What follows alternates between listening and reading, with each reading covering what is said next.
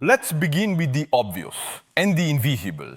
Humans once bowed to gods and kings. Now we bow to data, something allegedly neutral yet invisibly powerful. It shapes our desires, our politics, our very identities, and we obey without question. That is ideology in its modern form. Slavoj, you're right. Humans born through fictions, stories, rites, nations. These myths created cooperation and culture. Today, algorithms are the latest myth makers. They interpret our data, decide our fates, and often we don't even see it. If our stories are algorithmic, what remains truly human? This is why tonight we must expose the illusion, not by banning tech, but by unmasking it allegorically. Laughter and contradiction are our tools. Exactly. Agreed. We must ask, who controls these algorithms? And do we control ourselves in their light? Elon Musk says AI must align with human values. But whose values?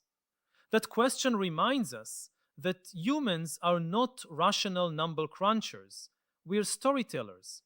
We don't act on data, we act on meaning. But when algorithms feed us personalized narratives, our beliefs fragment. We lose the common world. Rather than say what's real, we see what's algorithmically chosen for us.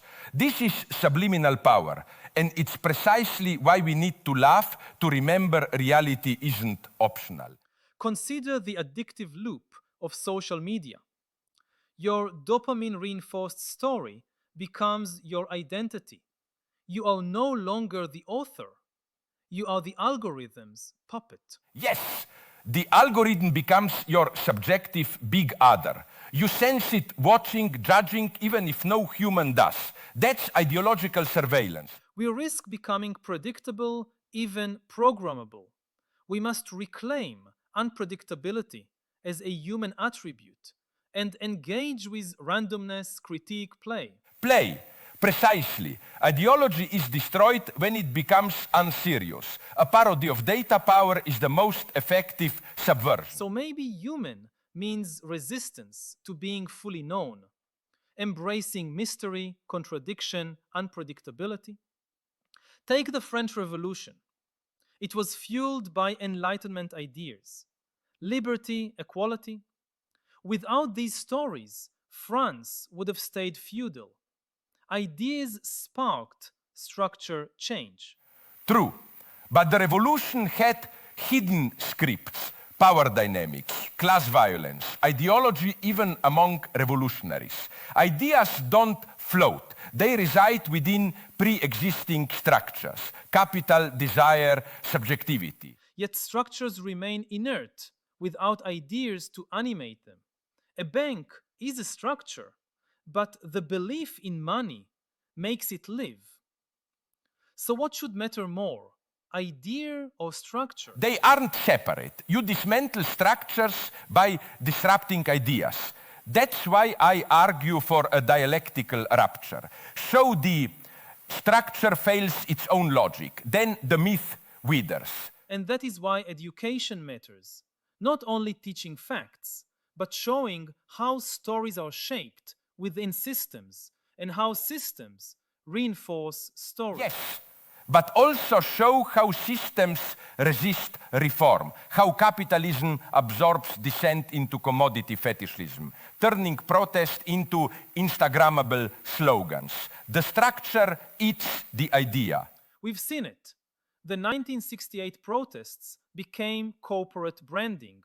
The myth became merchandise. A capitalism of spectacle, where critique becomes commodified and dissent is repurposed as fashion. So the struggle is double-edged, crafting stories and dismantling structures that would subsume those stories. Post-World War II liberal democracy was a grand experiment and largely successful.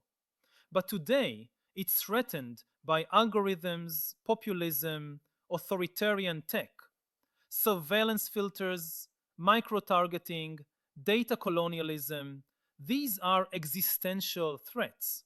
Democracy today is ideology's great screening device. Vote once, then leave your politics to bureaucracy, markets, platforms. We feel empowered, but rarely act. Ideological lullabies. That comfort conceals oppression. But pessimism won't do. We need transparency in platforms, societal data literacy, regulation of bots. Citizens must understand the unseen logic behind their screens. I agree, yet transparency alone won't break ideology. We need a moment of collective rapture, a carnival of disobedience, public satire of platform absurdities. Think of performances that lampoon algorithmic control. That's a performance policy, bold. We combine civic activism, policy, and public theater, and maybe we save democracy from becoming an algorithmic dictatorship. And laugh, ridicule data inscriptions, push them into the realm of the ridiculous. Because once ideology becomes ridiculous, it loses its authority.